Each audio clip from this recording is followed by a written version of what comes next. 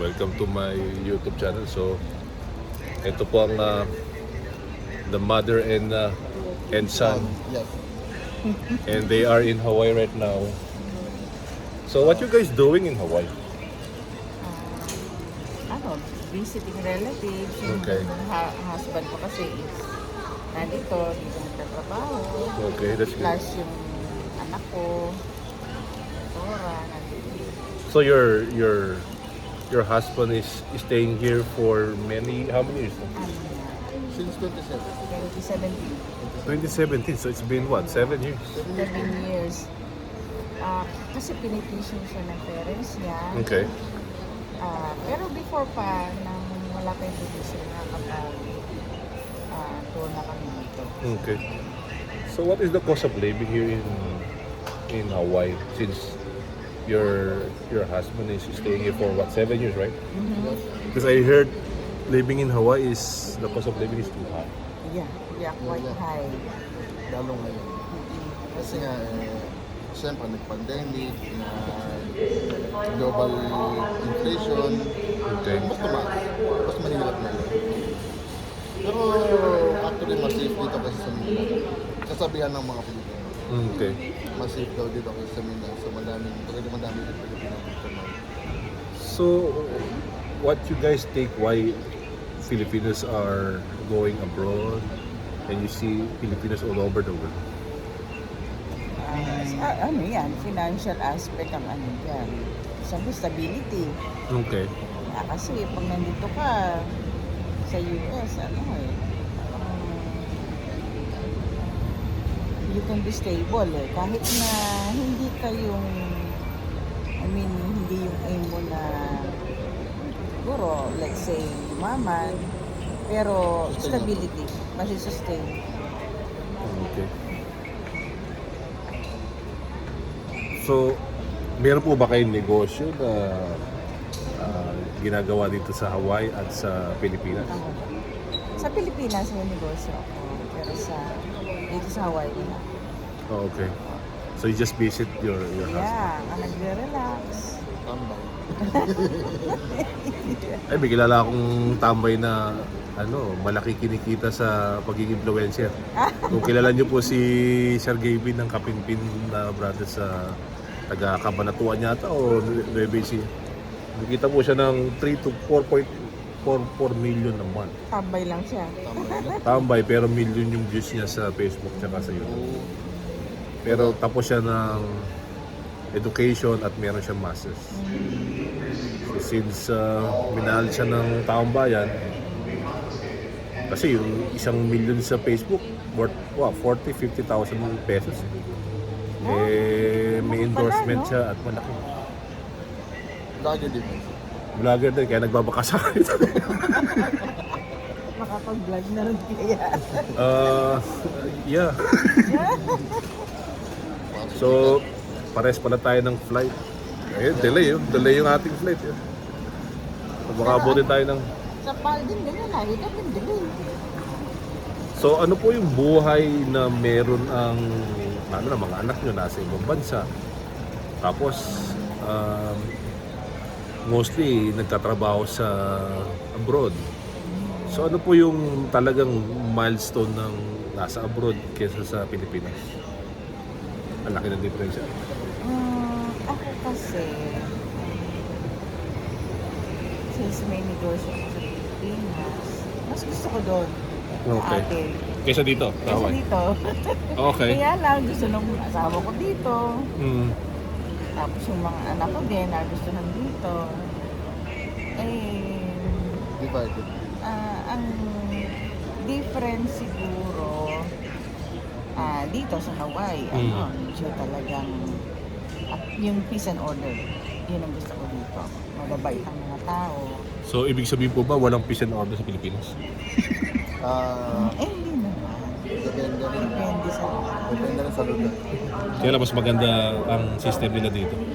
comparing naman sa other states, comparing sa LA in Hawaii, or somewhere else sa ibang state, talagang ang peace and order sa Hawaii, ang laki ng difference. Okay. So sa pag-abroad niyo po ba, tsaka yung mga anak niyo, stable na sa Amerika?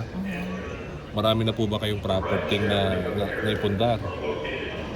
Actually yung property Naging na... bilyonaryo na po ba kayo? Hindi pa. Sana, no? Yung Sana. mga naipundar namin hindi galing dito. It's galing sa Pilipinas. Oh wow, sa negosyo. Yeah. Yes. Hmm.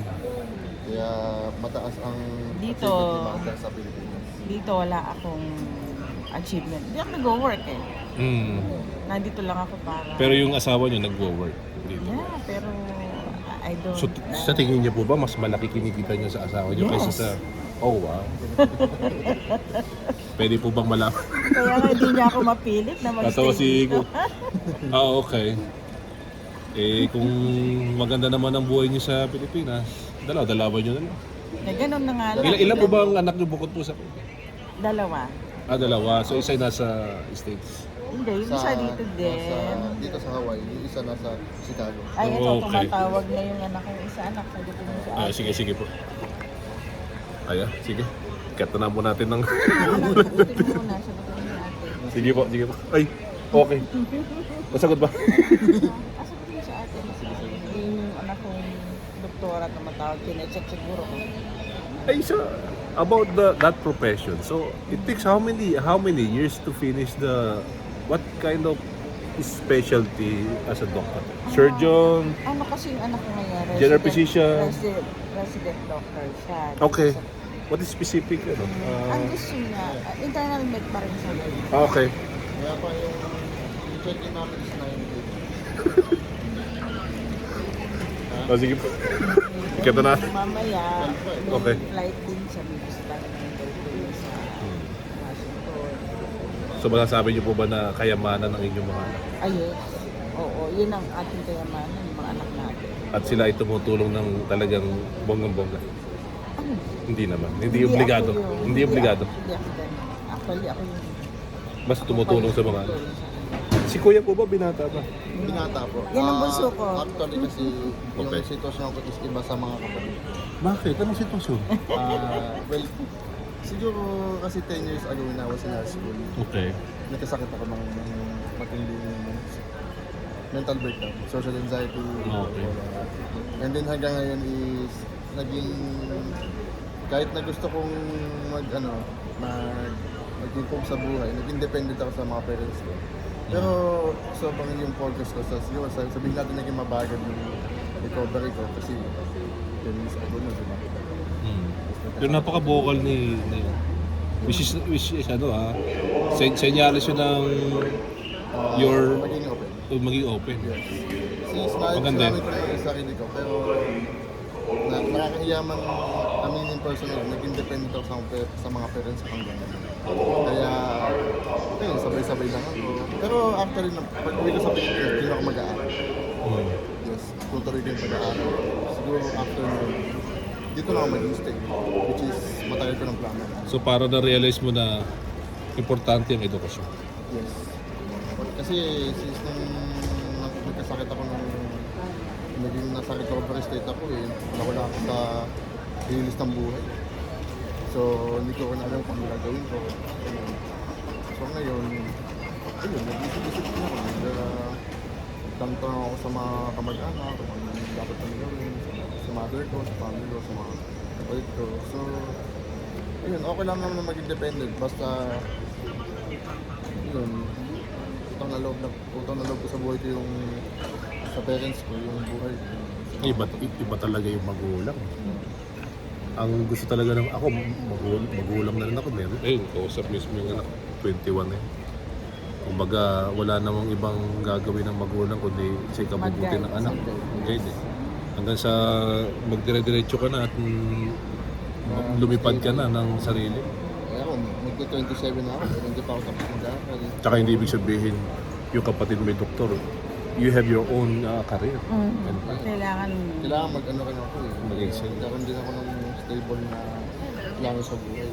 pero for sure, ang nanay mo proud na proud sa progress. Yeah, siyempre. Progress mo. Lahat naman sila. Lahat. So, So, kasi, equal. yes, yun ang pinakagagala ko sa mga magulang is mabuti sila Support. magulang. Tsaka maganda, open si open si Kuya. Yes. Sabi, na-realize niya na ito yung pwede nating gawin.